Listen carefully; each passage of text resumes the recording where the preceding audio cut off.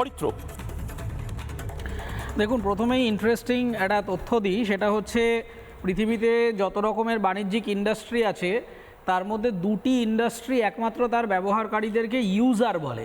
একটা হলো drug industry বা নার্কোটিক্স, আর আরেকটা হলো সোশ্যাল মিডিয়া বা ইন্টারনেট ব্যবহারকারী। এখন এই দুটোর মধ্যে অদ্ভুত মিল কেন সেটা জানা প্রয়োজন। আমরা শুধু রাজনৈতিক দিকটা আলোচনা করছি, আসলে এর বীজটা অনেক গভীর। এই ফেসবুক, ইনস্টাগ্রাম, এই ধরনের বিভিন্ন সাইটগুলো আসলে একটা জাতিগতভাবে আমাদের ওপর একটা ঔপনিবেশিকতা চাপানোর চেষ্টা করে। কীরকম? আপনি ইনস্টাগ্রামে ছবি দেবেন, ধরুন আমরা প্রত্যেকে ভারতীয়, আমরা শ্যামবর্ণ কিংবা আমাদের গায়ের রং কালো হতে পারে। আপনি ইনস্টাগ্রামে ছবি দিলে প্রথমেই যে ফিল্টারটা আপনাকে অ্যাপ্লাই করার জন্য রেকমেন্ড করবে সেটা সাদা রঙের বা একটু পিঙ্ক রঙের, যেটা মূলত আমেরিকান বা ইউরোপিয়ান স্কিন টোনের সাথে যায়। তার মানে প্রথমেই আগে আমাদের কাছে, আমাদের নতুন প্রজন্মের ছেলে মেয়েদের কাছে বলে দেওয়া হলো যে তোমার গায়ের রঙটা যদি শ্যামবর্ণ হয় বা কালো হয় তাহলে এটা ঠিক আন্তর্জাতিক বিউটি স্ট্যান্ডার্ডের সাথে যায় না, তুমি ফিল্টারটা চাপাও এর ওপরে, যাতে তোমাকে দেখে একটু সাদাটে লাগে, একটু স্কিনটা সফট লাগে, তোমার মুখে যাতে কোনো ক্ষত দাগ না থাকে। এই যে একটা পারফেক্ট বিউটি স্ট্যান্ডার্ডস, এই পারফেক্ট বিউটি স্ট্যান্ডার্ডসটা কি? আমার মেদিনীপুরের ছেলেমেয়েরা কি সুন্দর নয়? আমার কাশ্মীরের ছেলেমেয়েরা সুন্দর নয়? না আমার কর্ণাটকের ছেলেমেয়েরা সুন্দর নয়? বিষয়টা হচ্ছে আমেরিকা প্রথমেই তার এই যে ভিজুয়াল গ্রামার, এই যে ব্যাকরণটাকে নিয়ে এসছে আমাদের উপরে, যে তারা ঠিক করে দেয় যে আন্তর্জাতিকতা, স্ট্যান্ডার্ডাইজেশনটা কীরকম। আসলে ইন্টারনেট বলতে আমরা ভাবি যে এটা একটা আন্তর্জাতিক প্রোডাক্ট, কিন্তু ইন্টারনেট আসলেই একটা জাতীয় প্রোডাক্ট। এবং এটা কিভাবে ব্যবহার করছে, আমরা এখন শুধুমাত্র সোশ্যাল মিডিয়া বলতে ফেসবুক এবং ইনস্টাগ্রাম ভাবি, আসলে তা নয়। হোয়াটসঅ্যাপের মধ্যেও পর্যন্ত এই সার্ভেলিয়েন্সটা ঢুকে গেছে। আমরা কয়েকদিন ধরে আমি খুব লাগাতার দেখছিলাম যে হোয়াটসঅ্যাপে একে অপরের সাথে, ধরুন আপনি কথা বললেন দাড়ি কামানোর জিনিস নিয়ে, আপনি কিছুক্ষণ পরে ফেসবুক খুলে দেখুন ওই দাড়ি কামানোর জিনিসের বিজ্ঞাপন আপনার কাছে আসছে। তার কারণটা খুব সিম্পল, আপনি আপনার মায়ের সাথে, বাবার সাথে খুব নিরীহভাবে, অরিত্র, আমরা যখন স্ট্যাটাস শেয়ার করি তখন ইনস্টাগ্রাম এবং ফেসবুকেও করব কিনা সেই অপশনটাও দেয়, তিনটে জায়গাতেই কানেক্ট করে একেবারে। এই মেটা যে ইউনিভার্সটা তৈরি, মেটা অ্যাজ আ কোম্পানি যে ইউনিভার্সটা বা বিশ্বটা তৈরি করার চেষ্টা করেছে, এখানে আসলে প্রাইভেসিটা একটা কাহিনী মাত্র, প্রাইভেসি বলে কিছু নেই।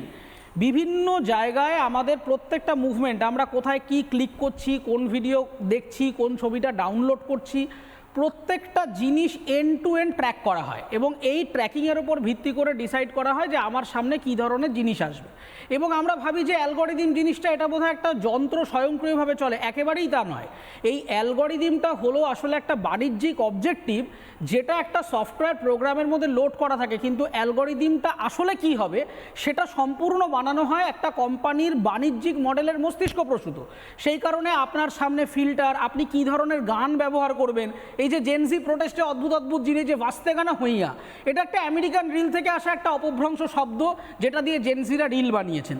এবার বিষয়টা হচ্ছে আজকে দেখুন যে ট্রেনটা কতটা মারাত্মক। ককরোচ জনতা পার্টিকে কেন্দ্র করে আজকে শিক্ষা ব্যবস্থার এত বড় আন্দোলন হলো, কিন্তু দেখুন ট্রেন্ড যেই চলে গেল, আন্দোলনের খবর সম্পূর্ণ হাওয়া। আজকেও কিন্তু ভারত সরকার একাধিক এই কোচিং ইনস্টিটিউটগুলোতে কেন্দ্রীয় এজেন্সি গিয়ে রেড করেছে, সেখানে কিভাবে প্রশ্ন লিক হয়েছিল ডাক্তারির, এই যে মাফিয়া চক্র চলছে সেই নিয়ে তদন্ত চলছে। আপনি দেখুন কোনো সোশ্যাল মিডিয়াতে কোনো আলোচনাই নেই, শুধুমাত্র আপনি যেই দিন শিক্ষামন্ত্রী পদত্যাগ করলো তারপরেই যেন সংস্কার হয়ে গেল, মানে ধর্মেন্দ্র প্রধান চলে গেলেন মানে সব ঠিক হয়ে গেল। আসলে কিন্তু এটা একটা বড় বার্তা দেওয়া হলো যে আজকে সোশ্যাল মিডিয়া, ইনস্টাগ্রাম, হোয়াটসঅ্যাপ থেকে তৈরি হওয়া ইউনিভার্স একটা মানুষকে এক জায়গায় এনে, একটা শিক্ষামন্ত্রীকে যদি প্রেশারাইজ করা যায় তাহলে কিছুদিন বাদে রাষ্ট্রপতিকে করা যাবে, কোনোদিন কোনো এক জজকে করা যাবে, প্রাইম মিনিস্টারকে করা যাবে। এবং এই জায়গা থেকে দেখুন আমার কনক্লুডিং রিমার্ক বসবে ফেসবুকে, এবং হ্যাঁ আমার কনক্লুডিং রিমার্ক থাকবে এটাই যে দেখুন সোশ্যাল মিডিয়াকে বন্ধ করা যাবে না, কারণ এটা বুমেরাং হয়ে যাবে মানুষের মধ্যে। যেহেতু ওই সর্বক্ষণ দেখে দেখে আমাদের মাথায় ডোপামিন ক্ষরণ হয়, এবং ডোপামিন ক্ষরণ হলে কনস্ট্যান্ট রিওয়ার্ড। আমি একটা পোস্ট করলাম, 4টে লোক কমেন্ট করলো, কেউ একটা সমালোচনা করলো, আমার মাথায় থাকবে ওকে আবার উত্তর দিতে হবে, আচ্ছা ওই লোকটা শেয়ার করেছে একে আবার ক্রস শেয়ার করতে হবে। এইটা সবসময় তোমার এটা হয়, তুমি কি রেগে যাও যখন তোমাকে গালিগালাজ করে? আমি কিন্তু রেগে যাই না, আমার ভালোই লাগে যে এত মানুষ আমাকে নিয়ে ব্যস্ত, এবং এটা খুবই স্বাভাবিক ব্যাপার। এটা এমন একটা ভাবে আমাদের দৈনন্দিন জীবনে মোবাইল ফোনটা ঢুকে গেছে, আমরা পালাতে পারবো না। কিন্তু ভারত সরকারের যেটা করা উচিত বলে আমি শেষ করবো আমার কথা, যে সোশ্যাল মিডিয়াকে ব্যান করাটা একটা কিন্তু বুমেরাং হবে। সেই জায়গায় আমরা যদি করতেও চাইছে না। আমাদের নিজস্ব একটা সাইট থাকবে যেখানে, যেটা রাশিয়া চীন, একদম আপনি রাইটলি পয়েন্ট আউট করেছেন যে রাশিয়া চীন যেভাবে করেছে তাদের এখানে ফেসবুক ইনস্টাগ্রাম এসব চলে না। আমাদের কমিউনিকেশনের জন্য হোয়াটসঅ্যাপের আগে কিন্তু আমি নাম বলছি না, একটা দেশীয় হোয়াটসঅ্যাপের মতো একটা সফটওয়্যার ছিল, কিন্তু সেই সফটওয়্যারটাকে দেখুন ভাগিয়ে দিয়ে কিভাবে হোয়াটসঅ্যাপ বাজার দখল করেছে।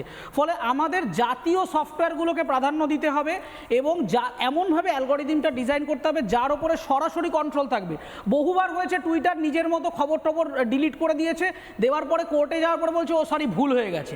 এবং এটা প্রত্যেকটা মানুষের জানা উচিত যে গুগল থেকে শুরু করে প্রত্যেক জায়গায় আপনি যা সার্চ করেন সেই সার্চের রেজাল্টটা ডিপেন্ড করে আপনি কোথায় দাঁড়িয়ে আছেন। আপনি এখানে কলকাতায় বসে ক্লাইমেট চেঞ্জ নিয়ে সার্চ করলে আপনার ফোনে যা দেখাবে, আর যে লোকটা কাশ্মীরে বসে আছে বা কন্যাকুমারীতে বসে আছে তাকে সম্পূর্ণ আলাদা রেজাল্ট দেখায়, এবং গুগল বলে আমি রেজাল্টের দায়িত্ব নিচ্ছি না। আসলে এটাও একটা রাজনৈতিক ষড়যন্ত্র। আপনার সামনে কি আসবে উত্তর, আপনি কতটুকু জানবেন, কোনটা জেনে প্রভাবিত হবেন। ফলে এই সোশ্যাল মিডিয়াটা কিন্তু শুধুমাত্র টুল নয়, এটা একটা ম্যানিপুলেটিভ ডিভাইস যেটা এখন স্বয়ংশাসিতভাবে খুব নিজের ভয়ঙ্কর মতো কাজ করছে। একদম। নানা ধরনের কন্টেন্ট দেখার জন্য লাইক করুন, শেয়ার করুন আমাদের ফেসবুক পেজ, সাবস্ক্রাইব করুন আমাদের ইউটিউব চ্যানেল। পাশাপাশি অন্যান্য ব্রেকিং নিউজের জন্য অবশ্যই চোখ রাখুন রিপাবলিক বাংলায়।